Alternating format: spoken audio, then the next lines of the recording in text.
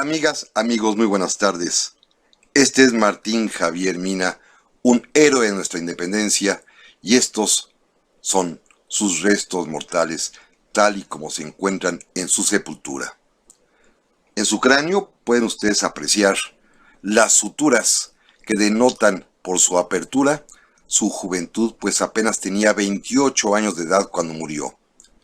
Esta es su urna, en la que se encuentra depositados sus restos en la columna de la Independencia. Y antes de iniciar este programa, quiero presentarles a Mina en una imagen mucho más reciente que se acerca más a su juventud. La historia que quiero vivir. Un viaje al pasado mexicano a la manera de José Manuel Villalpando. Amigas, amigos, muy buenas tardes tengan ustedes.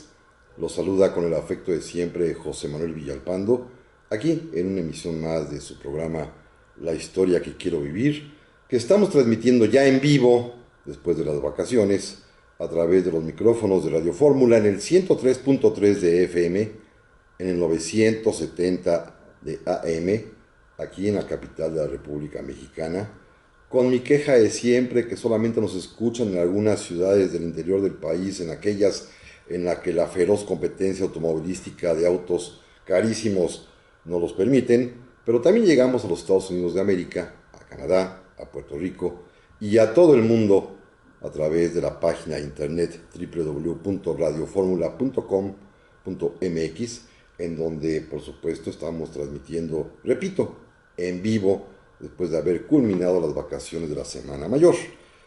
Naturalmente, les reitero a ustedes que está a su disposición un teléfono multilínea 5166-3403, que tenemos también la alada nacional e internacional 01800-800-0103, pero que nuestras vías de comunicación más prácticas y fáciles son las electrónicas a través primero del correo electrónico villalpandohistoriador@gmail.com, y el Facebook Villalpando y la historia. Así que por ahí, por supuesto, es mucho más rápido, más efectivo, más fácil comunicarnos, y naturalmente, como siempre lo hacemos, lo primero que debo yo responder es a los amables mensajes que nos han hecho favor de hacer llegar, como por ejemplo don José Manuel Muñoz, que nos saluda desde Canadá. Me dice que va manejando en la autopista Transcanadá número 1, conduciendo su tráiler y aprendiendo de historia de México. Muchas gracias, don José Manuel Muñoz, que haga un programa sobre la historia del ferrocarril mexicano. Pues sí, es un tema interesante porque efectivamente, como usted bien dice, jugó un papel muy importante durante la Revolución. Lo atenderemos, don José Manuel Muñoz, muchas gracias. Don José Nahum me dice que en la historia todos somos responsables de etiquetar a los héroes, a los traidores. Javier Mina siempre ha sido para mí uno de los personajes de mayor impacto. Luchar en contra de su propia patria siguiendo sus ideales es un héroe para los mexicanos y un traidor para los españoles, y así lo demostraron al fusilarlo por la espalda. Sin entrar en controversia, dice don José Nahum, y partiendo de los mismos principios, Lorenzo de Zavala se considera un traidor para México, pero sería un héroe para los tejanos. Todos pueden ser héroes y villanos a la vez. Eso es lo interesante de la historia. En efecto, don José Nahum, el tema que vamos a iniciar el día de hoy, que además espero culminarlo, si no en la siguiente emisión, pero que además pospondré su final hasta fin de año, porque Mina muere en noviembre de 1817, es decir, hablaremos el día de su muerte en su bicentenario de función. Efectivamente, lo fusilan por la espalda por traidor. Es un traidor para España, es un héroe para México, y el caso de Lorenzo Zavala es el mismo caso, es un traidor para México indudablemente, pero para Estados Unidos sí es un héroe. Hay hasta una Zavala Place, allá en Texas, en varios lugares hay calle Zavala, y se refieren por supuesto a Lorenzo de Zavala. Para ellos es un personaje porque fue el primer vicepresidente de la República Tejana. Pero de esto vamos a hablar un ratito más. Don Rolando Orozco dice que está agradecido con el tema como siempre, que hace unos días se celebró el centenario de nacimiento de don Guillermo González Camarena y nadie se acordó. En esa propensión mexicana a la fantasía preferimos hablar de Duarte o de Trump, pero no nos gusta hablar de la gente buena, que recién asistió a la Feria del Libro de Ciudad de México y pudo adquirir a precios de ganga obras de Jean Meyer, Yo el francés sobre todo, que es un espléndido libro, don Rolando. Yo el francés es un trabajo de investigación magnífico que hizo Jean Meyer en el castillo de Vincennes, allá en París, en donde se encuentra el archivo militar francés, y extrajo los diarios y las cartas de aquellos soldados que escribieron y que sus recuerdos se conservan acerca de la expedición en México entre 1862 y 1867. Lo felicito, es un super libro. Compró también Camino a Baján, que es una novela de Jan Meyer que habla sobre Hidalgo. Él no lo dice, pero yo lo digo aquí. Los dos son espléndidos porque Jan Meyer es uno de los mejores historiadores que tenemos en este país. Y El Carranza, de Luis Barrón, que qué le puedo decir sobre esta obra. Bueno, Luis Barrón sabe muchísimo sobre Carranza. Yo diría que tanto él como Javier García Diego y Carlos Silva, ellos tres son quizás los que más conocen este personaje. Tengo otro correo por ahí, pero como bien anónimo, no me gusta responder correos anónimos y más si se trata de ofensas, así que lo omitimos. Y por supuesto también le quiero agradecer muchísimo a doña Aurora Romero, que ya también escribió por vía Facebook. Un saludo por supuesto, a sus órdenes. Y bueno, vamos al tema de hoy, que es un tema interesante. Miren, hace 200 años, y según se ha podido ya desentrañar y precisar con exactitud, el día de ayer, 21 de abril, pero de 1817, es decir, hace exactamente 200 años y un día, desembarcó en el puerto de Soto la Marina, en Tamaulipas, el guerrillero español Martín Javier Mina. Vamos a empezar por un par de cosas previas a hablar de su vida y de por qué viene a México, porque sí creo que amerita un pequeño prólogo de otra índole. Primero, algo interesante. Miren, amigos, cuando tuve oportunidad de coordinar los festejos del Bicentenario de Independencia, entre algunas de las actividades que se efectuaron fue la exhumación de los restos de los héroes de nuestra gesta independentista que se encuentran sepultados en la base de la columna de la Independencia que conocemos como el Ángel. La idea era, por supuesto, identificarlos y darles un tratamiento de conservación, porque estaban a punto muchos de ellos ya de desmoronarse.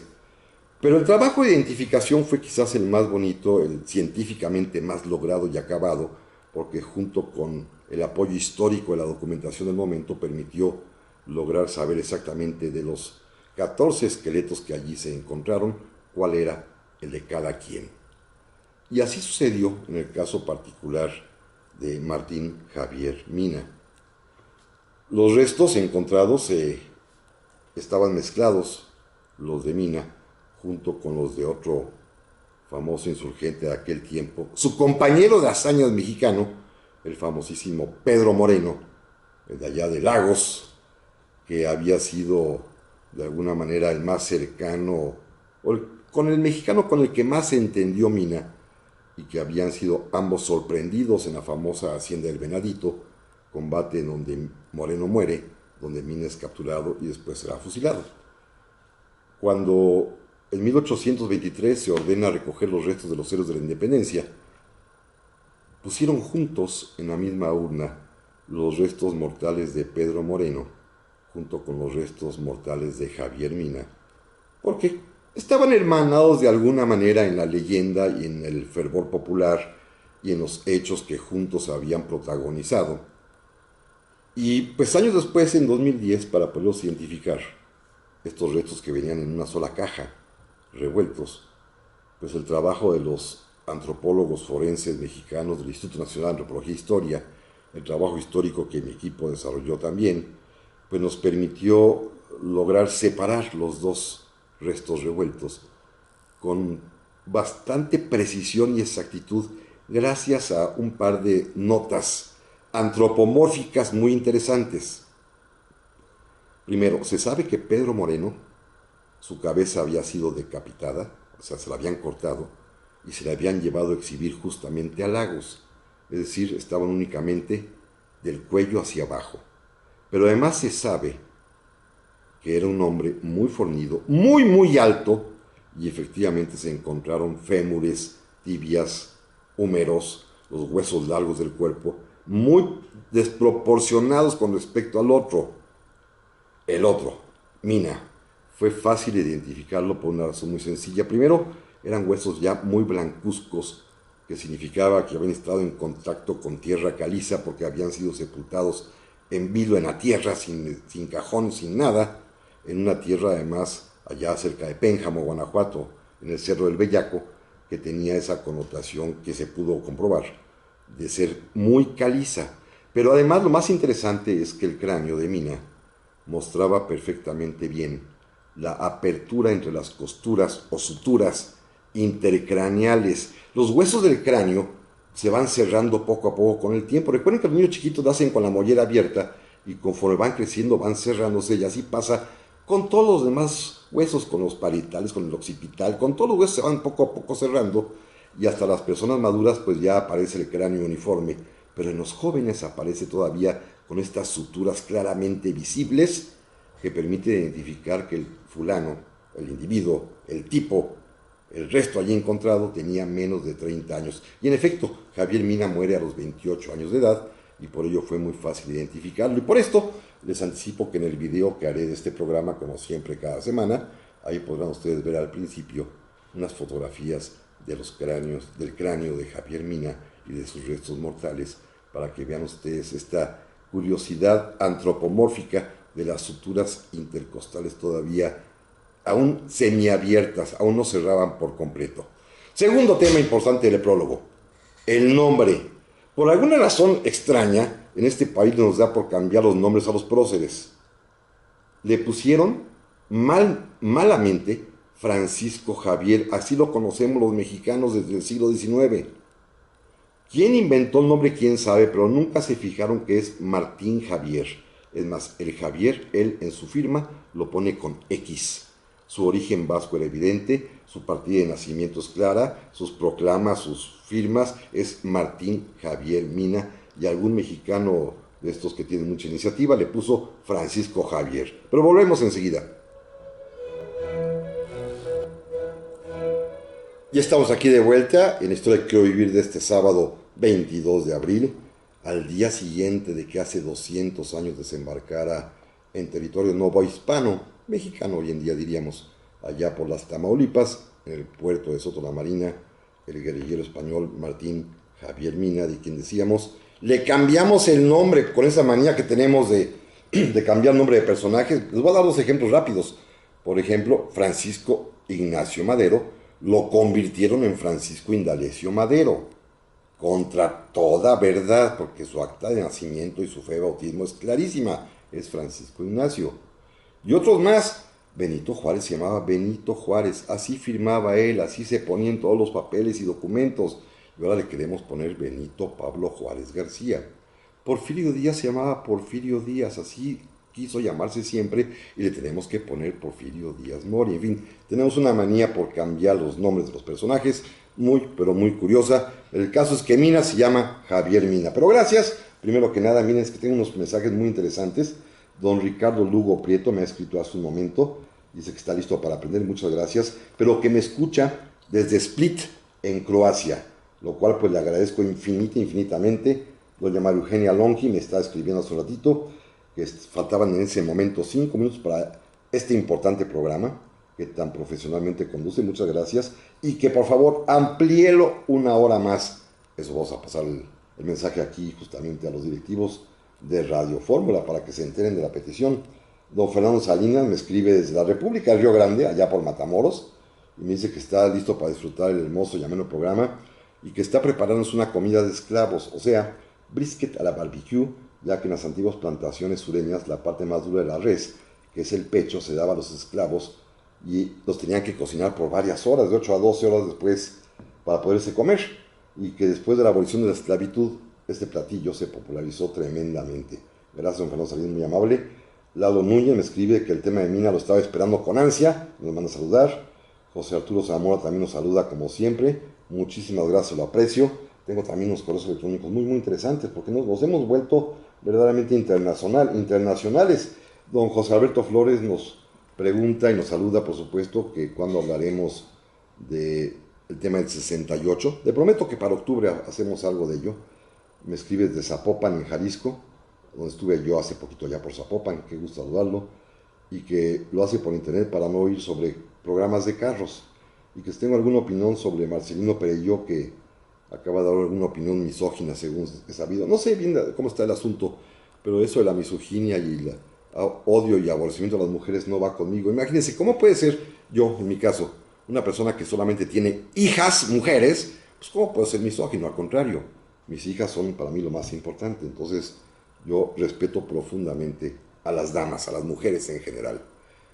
Un saludo bien interesante que ya se ha vuelto costumbre, y muchísimas gracias de Luis Aníbal Ceserani, desde la Argentina, nos está saludando. Me dice que allá en Argentina hay una ciudad que se llama Benito Juárez, en honor precisamente a nuestro Benito Juárez, y que lo voy a leer en Wikipedia porque es una historia apasionante la de esa ciudad. Abrazos de Argentina, Luis Ceserani. Gracias, don Luis, muy amable. Allá hasta Buenos Aires, donde nos escribe. Don Iván García nos dice que saludos, que no se comenta que a Carranza, cuando se va a Veracruz, los cadetes del Colegio Militar lo querían escoltar, pero Carranza les agradeció su valentía y les dice que no es válido que pierdan la vida por él. Luego me dice que López Rayón tenía la idea de fundar un cuerpo militar juvenil, pero que nunca se pudo, que los restos de Rayón aparentemente están revueltos con los restos de un niño, una mujer, incluso de venado, que ya están realmente los originales. No, mire, los restos de Rayón están perdidos, no están en la columna de Independencia. Yo y mi equipo intentamos buscarlos en el 2009, 2010, porque se encuentran en la antigua iglesia de la Santa Veracruz, aquí en la Ciudad de México, frente a la Alameda. Allí están sepultados. Allí fueron sepultados por su familia, pero ese cementerio que se encontraba anexo al templo se perdió con la expropiación de bienes de la iglesia y los restos desaparecieron.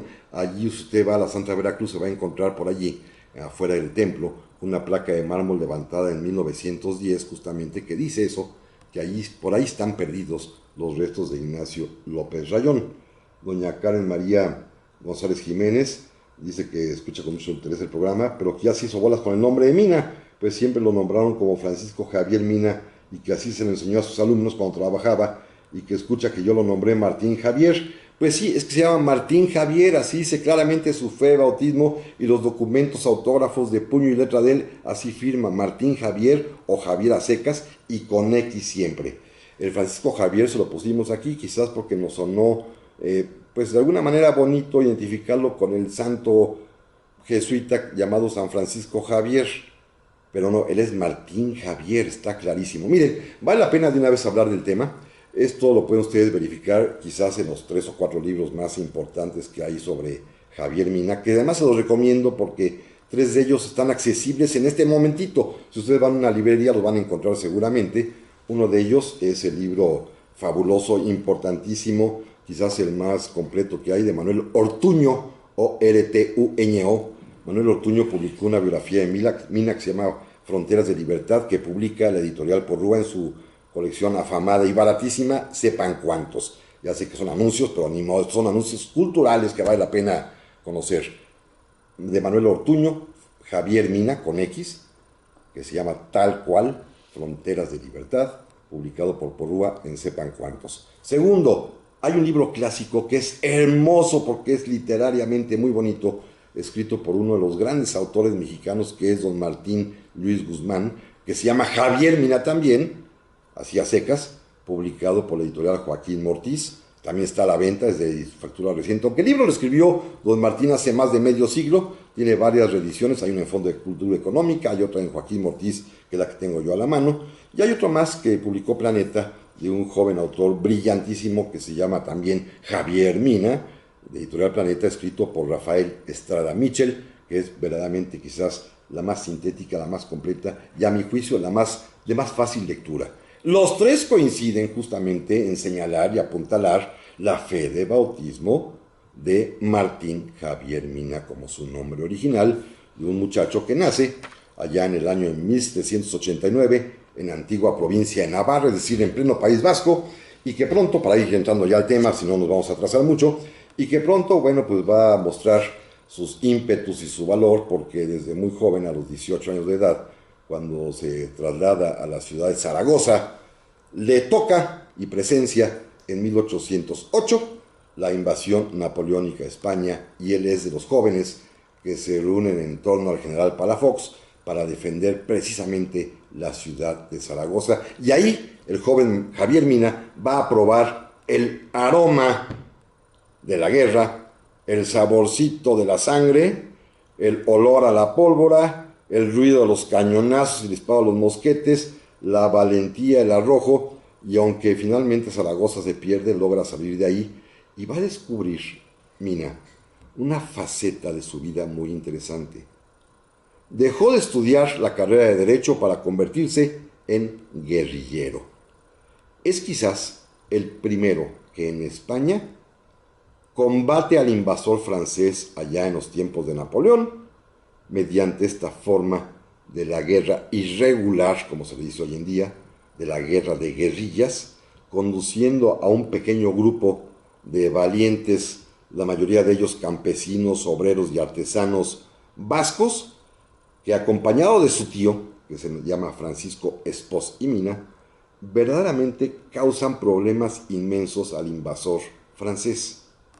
Se convierte en un experto guerrillero, sabe aprovechar las montañas, sabe bajar por las veredas, sabe esconderse entre los matorrales, sabe asaltar a los convoyes franceses, sabe cómo pegar y correr, y de veras le causa muchísimo daño al ejército francés, tanto que Napoleón Bonaparte, que está al tanto de las operaciones que su ejército está haciendo durante la invasión a España, ordena, no sabe ni cómo se llama este muchacho, pero ordena que a la guerrilla vasca, a la guerrilla en la zona de Navarra, en las montañas del País Vasco hoy en día, a esa guerrilla la combatan y capturen a sus integrantes. Esto va a dar origen a una severa y muy feroz persecución de las tropas francesas invasoras en el País Vasco, hasta que logren derrotar y capturar al atrevido y osado guerrillero Javier Mina, que fíjense, tiene apenas 20 años de edad. 20 años de edad y ya fue considerado como una especie de peligro para Napoleón, para el ejército francés, y fue conducido en calidad de prisionero de guerra, no solo a Francia, sino a su mera capital, a París, y encerrado en el castillo de Vincennes, o Vincennes, si no quisiéramos traducirlo, que está, digamos, a un ladito de la capital francesa, en donde hoy en día se encuentra el Archivo Histórico Militar Francés, y que durante mucho tiempo fue la prisión militar más famosa de toda Francia.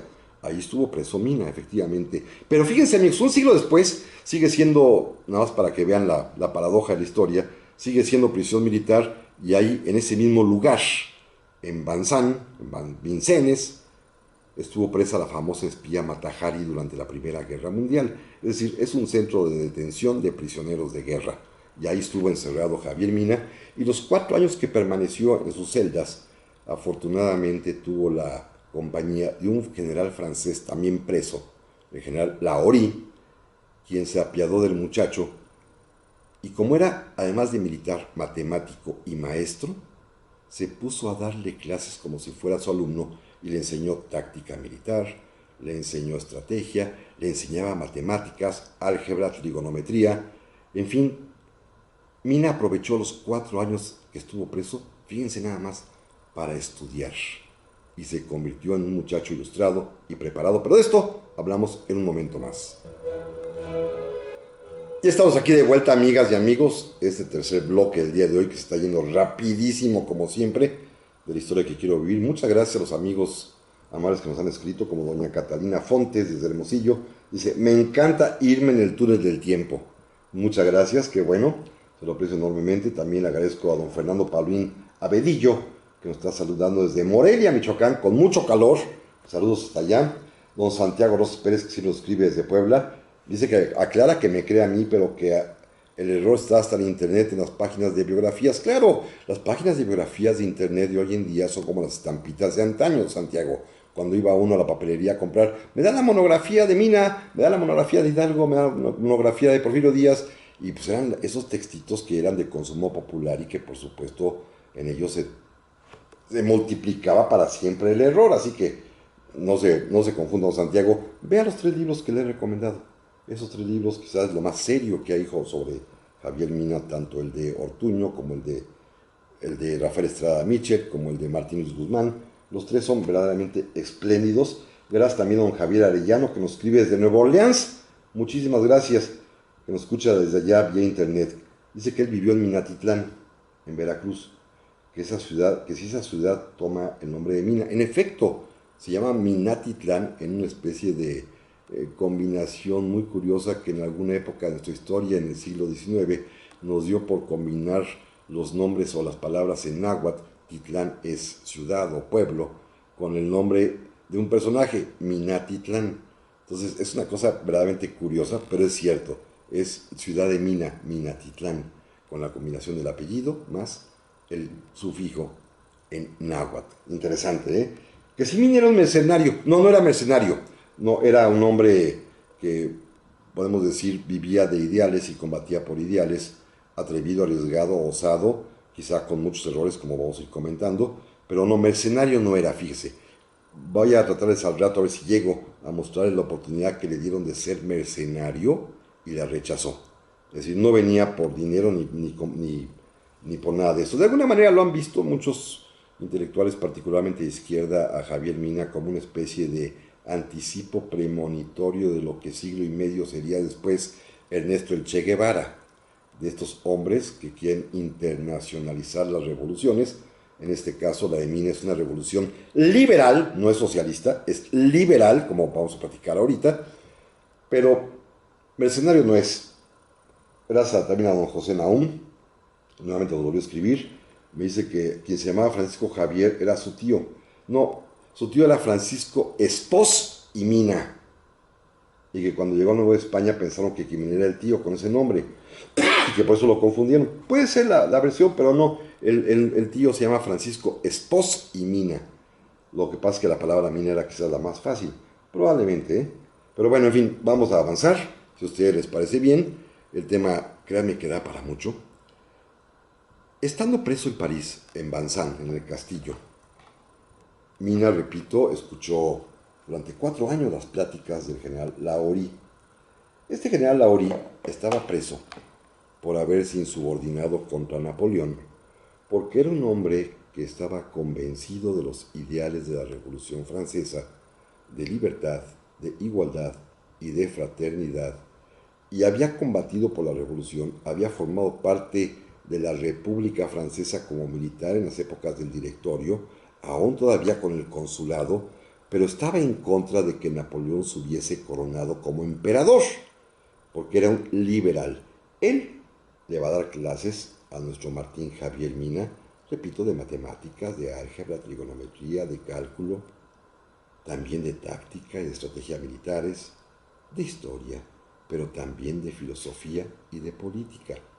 Imagínense, tuvo un curso completo de 4 años con un discípulo ávido de escuchar, porque la estadía en la cárcel debe haber sido muy, muy dura, pero en lugar de malgastarla conviviendo con los demás malvivientes o haciendo cualquier tipo de tropelías o drogándose o perdiendo el tiempo, Mina, que es un muchacho, repito, cuando cae en ella tiene 20 años de edad, es un muchacho que decide mejor ponerse a estudiar y aprender y se pone en las manos de un maestro que la casualidad, el destino quiso que se encontraran allí en la misma prisión, así que todos los días pudieron platicar y mucho de liberalismo, tanto que Mina saldrá de la cárcel, vamos a decir una barbaridad, graduado de matemático, graduado de táctico militar, pero también graduado de liberal. Aprendió liberalismo en las más profundas vetas de la Revolución Francesa, porque Lahorie le hablaba de los autores clásicos, de Rousseau, de Voltaire, de Adam Smith, en fin, el hombre era un hombre muy preparado, y el chico alumno que tuvo ahí, pues por supuesto se preparó y abrevó de boca de un gran maestro todas estas lecciones, y por ello regresa a España, cuando Napoleón cae, cuando regresa al propio territorio español el rey legítimo Fernando VII, quien, ustedes recuerdan amigos, no me voy a detener mucho en eso, pero los constituyentes en Cádiz en 1812 habían proclamado la Constitución y habían establecido como condición para reconocer y darle lealtad al rey el que jurase la Constitución, y Fernando VII no tuvo ningún empacho primero en aceptar esto y reconoció la Constitución de Cádiz, pero que una vez, cuando aseguró ya su poder y con la ayuda además de otros países como Austria, da un golpe de Estado a sí mismo, desconoce la Constitución de Cádiz y se vuelve otra vez un rey autócrata, como habían sido sus antepasados. Y esto a mucha gente en España no le gustó, incluyendo al joven Javier Mina y a su tío Francisco Espós Mina, que junto con muchos otros organizan un levantamiento que fracasa porque el rey logra sofocarlos y meter a la cárcel a muchos, y el joven Mina tiene que volver a huir a Francia. Pero Francia ya no es la Francia napoleónica, es la época de la restauración de los Borbones, y de pronto cuando llega el tiempo en que Napoleón de pronto regresa para combatir, y en lo que sucede en los días de la batalla de Waterloo, y hay una incertidumbre enorme, mejor el joven Mina, para poner a salvo su vida, porque los soldados de Napoleón lo aborrecían, decidió irse a refugiar a Inglaterra, en cuya capital, Londres, se va a encontrar con un personaje de estos de novela mexicana extraordinario. Me refiero a nuestro padre Mier, a nuestro Fray Servando. Y digo las dos formas porque así se conoce en dos lugares distintos. Allá donde nació, en Monterrey, le conocen como padre Mier. Aquí donde vivió en México y donde murió, le conocemos como Fray Servando. Lo curioso es que en ambas ciudades es el mismo personaje, pero con nombres distintos.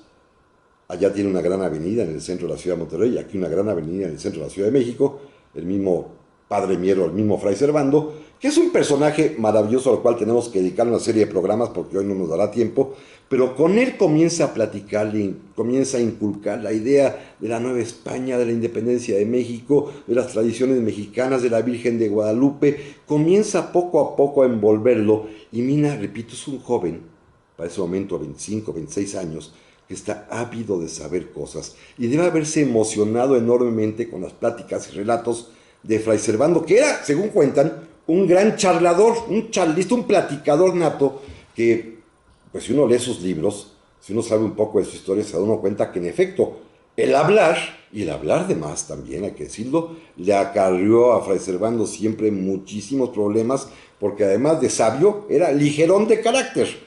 No en materia de mujeres, no me refiero a eso, me refiero ligerón de carácter en cuanto a opiniones. Un día decía una cosa y otro día la contraria, ¿eh? Tampoco era muy de fiar don Fray Servando, tanto que al final de cuentas, como lo platicaremos creo que hasta la siguiente ocasión, le va a dar la espalda a Mina. Pero en el primer momento, pues lo embarcó.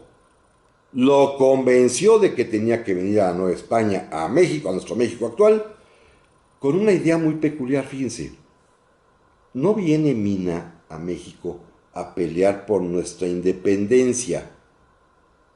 Vendrá a la Nueva España, a nuestro México, a pelear contra el absolutismo y la tiranía de Fernando VII. A ver si logran ustedes, amigos, ayudarme a entender o comprender conmigo esta forma distinta de ver las cosas. Nueva España para Mina es un territorio español que en el año de 1815, 1816, cuando está él en Londres, es un territorio del cual los novohispanos se han levantado en armas contra el poderío del rey. Por lo tanto, Mina piensa, si en España, en la vieja España, en la península, no puedo pelear por la libertad que este rey Fernando VII nos conculcó, lo puedo hacer uniéndome a los novohispanos insurgentes o patriotas, como él les llama, que están peleando contra el mismo rey, pero en sus dominios americanos, allá en México, en la Nueva España. Este es un elemento bien importante, es decir, no viene a pelear por la independencia nuestra, si viene a combatir contra el despotismo del Fernando VII. Así lo va a decir claramente en sus proclamas. Quizás al final sí logró comprender y logró sentirse mexicano, sobre todo en los días ya de la campaña directa, pero en un principio su intención era otra, era venir aquí a pelear contra el déspota rey. Pasan cosas curiosas en Londres, Ahí va a encontrar, por ejemplo, con Lord Holland, un hombre rico e importante del Parlamento inglés, un lord, que le va a ofrecer inclusive financiamiento, porque los ingleses están interesados en que México haga su independencia, El comercio, la razón es absolutamente comercial. Entonces, este hombre, desde un punto de vista privado, se ofrece financiar un barco y a que reclute Mina a los primeros voluntarios, que juntará una veintena de ellos. Pero también, escuchen esto, lo cual, esta es parte de los misterios de la vida de Mina. En Londres se va a encontrar con un general de los Estados Unidos de América, Winfield Scott, sí, oyeron bien, Scott, aquel que nos va a derrotar 30 años después, en 1847, aquel que va a asaltar la Ciudad de México y que va a vencernos, se encontraba en Londres y platicó con Mina. Pero volvemos enseguida. Ya de vuelta, amigas y amigos, este último tramo del día de hoy, que afortunadamente sí podrá acabar el temita breve que me había fijado sobre este pequeño precedente de Mina y su desembarco hace 200 años más un día, 21 de abril de 1817, allá en Soto la Marina, Tamaulipas, en donde no creo que se hayan acordado del tema, seguramente están preocupados por otros problemas evidentemente mucho más urgentes, pero hace 200 años más un día, en un lugar llamado Soto la Marina, desembarcó Martín Javier Mina, un héroe de nuestra independencia. Don Javier Licea me dice que el programa siempre es bueno, pero que el de hoy sobre Javier Mina está excelente. Gracias, don Javier, muy amable. Me pide que cuál es mi correo electrónico. Como ustedes saben, villalpanohistoriador@gmail.com, ahí a sus órdenes. Muchísimas gracias. Y creo que sí es el único mensaje que tenemos ahorita. Efectivamente, el único ya. Bueno, se va a entrevistar, no es cierto, don Iván García. Dice, fe de ratas, comenté que el cuerpo revuelto venía en una dama de venado y fue rayón. Falso, fue Matamoros. No, tampoco, mire, le voy a platicar, don Iván García, recuerde que yo tuve la oportunidad de ser protagonista de esas exhumaciones, para bien o para mal, a mí me tocó hacer eso, lo hice con muchísimo gusto. No, los huesos de venado, que efectivamente usted bien señala se encontraban allí, estaban revueltos con los restos de los héroes primeros de la independencia. Otro día tengo que hacer un programa especial sobre ese tema, si a ustedes les parece bien. En la urna de huesos largos que se encontró, perdón, de huesos cortos que encontró revueltos los huesos de Hidalgo, Allende, Aldama y Jiménez, allí aparecieron también unos huesos de venado. Estaban allí porque evidentemente los perritos en el desierto chihuahueño donde fueron sepultados originalmente, pero los perritos llevaban algún tipo de carne, escarbaban donde también sabían que había algo enterrado abajo y ahí escondían sus propios huesitos de su comida, había de venado y de otros animalitos. Lo de la niña, es cierto, había una niña también en la urna sepulcral de Leona Vicario. Los huesitos de la niña, según la constancia histórica que fue sepultado con ella, es su hija llamada Genoveva, que murió muy pequeña. Y la confusión del cuerpo revuelto con una dama, esta es otra cosa. Estos son los restos de Mariano Matamoros que se perdieron en algún momento y alguien los suplantó seguramente allá en el siglo XIX por los de una mujer, calculando que era la misma estatura de Mariano Matamoros. Entonces, don Iván, esa es la fe de ratas más bien mía. Le agradezco que me lo haya comentado, así me permite también usted aclarárselo. Hay una publicación, si a usted le interesa, del Instituto Nacional de Antropología e Historia de 2013, en 2 gruesos volúmenes, que trae todo el asunto completito, la investigación histórica y científica y antropológica y médica de los restos de los héroes de la independencia, y lo puede usted adquirir en las bibliotecas del INA o en las librerías del INA con toda seguridad. Pero bueno, decía yo que en Londres se entrevista hasta con el general Winfield Scott, quien le deja ver, no en una posición oficial del gobierno de los Estados Unidos, pero sí una posición seguramente del sentimiento colectivo, que los estadounidenses estarían muy a favor de la independencia de la Nueva España, y ofreció por abajito del agua, sin decirlo abiertamente, ayuda. Y el pobre de Mina poco a poco se fue ilusionando con la idea. Había la oportunidad de reclutar voluntarios, repito, no encontró más de 20 allá en Europa. Había la oportunidad de tener algo de dinero porque algún filántropo inglés, estos que defienden la libertad en todo el mundo con aras de poder comerciar con esos países nuevos, le dio dinero, con la promesa de Winfield Scott, y no escuchó las advertencias de Fray Servando, que por una parte primero lo ilusiona y lo emociona, y después Fray Servando dirá en sus escritos que lástima que este joven tan valiente y osado no haya escuchado mis consejos. Pero bueno, el caso está que Fray Servando decide también acompañar a Mina cuando él ya renta una nave, el Caledonia, y se embarca con destino a los Estados Unidos de América. Este viaje es muy peculiar. Llegando a Estados Unidos, se va a dirigir a la población de Baltimore. Ahí va a ser el gran reclutamiento de hombres con una especie de visto bueno tolerado por el presidente norteamericano, aún contra la queja del embajador español.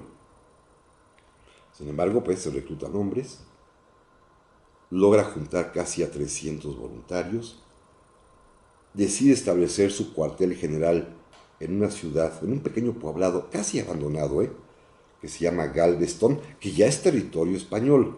Hoy está en Texas, pero en ese tiempo Texas es parte de la Nueva España todavía. Y en Galveston, que es un poblado muy recientito, un puerto que fue abierto así, llamado así en honor del virrey de Galvez, Galveston pero en inglés, pues allí se va a refugiar, cuidado o protegido por un grupo de piratas muy famosos, los hermanos Lafitte, que andaban por allí, en esa zona del Golfo de México, que eran de origen francés y ahí hacían sus tropelías. Y como esa parte estaba totalmente deshabitada y al gobierno español no le interesaba mucho, pues ahí se va a establecer primeramente nuestro amigo Mina, quien va a viajar también a Nueva Orleans mientras sus soldados se van entrenando al mando del coronel Young, un militar norteamericano. En Nueva Orleans se va a entrevistar con algunas personas que, fíjense, le ofrecen dinero para que pelee, para que luche en México, para que consiga la independencia, y aquí la prueba de que no es mercenario, y le ofrecen mucho dinero y financiar la expedición y dinero para él, a cambio de que una vez que sea posible, ceda, entregue la Florida a los Estados Unidos. Y Mina rechaza la oferta y prefiere irse mejor a Haití. Ya Haití, allá en la República, en la isla Dominicana, el país pequeño de Haití ya es independiente. Fue el país americano que se independizó y gobierna ahí el presidente Petión. Y ahí está refugiado Simón Bolívar, con quien se va a entrevistar el joven Mina. Mina, muy entusiasta, muy ingenuo, lo invita a venir a México. Bolívar, con mucho más colmillo, le dijo: no, muchacho, que te vaya muy bien, te doy la bendición. No acepta participar en la empresa. Algunos venezolanos se van con él, eso sí, logra convencer a algunos cuantos para que lo acompañen, pero Bolívar pues nada más le da la bendición, regresa a Galveston y decide finalmente partir a México. No todo es tan fácil. Fray Servando, que se ha quedado por allí, tenía como misión entrevistarse con los caudillos de la insurgencia mexicana. Para entonces ya murió Morelos y gobierna el movimiento insurgente el Congreso de Anáhuac, que estaba refugiado originalmente en Tehuacán y que una vez que desaparece tiene que huir a esconderse al fuerte de la Jaujilla. Sé que voy muy rápido con esta historia, pero quiero llegar al punto concreto. La Nueva España se dividía desde el punto de vista insurgente en 3 grandes o 4 grandes zonas militares. La zona centro, que estaba al mando del padre José Antonio Torres, que incluía lo que hoy serían los estados de Guanajuato y San Luis Potosí. La zona de la costa del Golfo de México, que incluiría lo que sería hoy los estados de Tabasco, Veracruz, parte de la Sierra Poblana, incluyendo Tehuacán, por supuesto, y algo de Tamaulipas, que estaban al mando de Guadalupe Victoria, y la zona sur serrana, que hoy sería el estado de Guerrero, el estado de Morelos, algo del estado de Michoacán, algo del estado de Oaxaca, que estaba al mando de Vicente Guerrero. En aquel tiempo la comunicación es por mar, entonces Mina, para llegar a territorio novohispano, tenía que entrar en contacto o tenía que llegar a establecer comunicación con Guadalupe Victoria, quien además tenía en su poder un puerto, o 2 puertos en realidad, Nautla y otro más pequeño que ya desapareció, que se llamaba Boquilla de Piedra. Los enviados de Mina, entre ellos Fray Servando, lograron platicar con los hombres de Guadalupe Victoria. ¿Y qué creen, amigos? Guadalupe Victoria no creyó la historia de que Mina venía a pelear contra el despotismo ni que venía a ayudar a los insurgentes mexicanos, y Mina decidió Victoria decidió abstenerse de ayudar a Mina. Este es un punto de historia que no se conoce, como otro más que voy a tener que platicar en otra ocasión, de la conjura napoleónica también, que ahí se va a combinar, pero lo importante es que hay algo desconocido que ustedes seguramente no habían escuchado, y es que Guadalupe Victoria desconfió muchísimo de Javier Mina y decidió no apoyarlo. Lo abandonó a su suerte, y cuando Mina llega a Soto la Marina el 21 de abril de 1817 se va a enterar de que no hay nadie para recibirlo, que los insurgentes de la zona de la costa del Golfo de México lo han despreciado y que él solito va a tener que avanzar por el territorio mexicano hasta encontrar a una zona geográfica que pueda ser aceptado, que es la del Padre Torres en el Bajío. En Soto la Marina va a dejar una pequeña guarnición que va a ser derrotada al poco tiempo por los realistas. Ahí se va a quedar Fray Servando, quien decide mejor no acompañar a Mina, Él pensaba irse a Monterrey, su tierra natal que estaba muy cerquita, su ciudad natal, pero finalmente Fray Servando, él solito se va a entregar a los realistas, fíjense qué curioso. Yo creo que nada más utilizó el aventón de Mina para venir a México. Fray Servando va después a delatar y en su juicio va a contar todo lo que sabía de Mina. Por eso sabemos hoy mucho de Mina, porque Fray Servando, que platicó con él, contó todo a sus jueces, y Mina va a tener que emprender el viaje solo a partir de Soto la Marina, cruzando la Sierra Madre Oriental, cruzando la Huasteca, para arribar a lo que hoy es el estado de San Luis Potosí, a un lugar llamado Peotillos, en donde va a librar su primera batalla, que eso sí, saldrá victoriosa. Pero de estos temas, del resto de la aventura de Javier Mina, de Martín Javier Mina, vamos a platicar más adelante, amigas y amigos, cuando vayan cumpliéndose poco a poco los bicentenarios de las diversas actuaciones de Mina, particularmente hasta llegar en noviembre, si Dios lo permite, a que platiquemos largo y tendido sobre su proceso, su ejecución, su muerte y la manera como los mexicanos hemos reconocido la presencia de Martín Javier Mina aquí con nosotros, a grado tal de que está sepultado, como lo dije al principio, en el Ángel de la Independencia, y hasta una estatua en ese conjunto escultórico que rodea la columna se encuentra allí de Martín Javier Mina. Por hoy, gracias amigos, amigas, le agradezco muchísimo a don Raúl Cruz en la operación, a Daniela García como siempre en la producción, y a todos ustedes deseándoles que tengan un buen fin de semana. Gracias.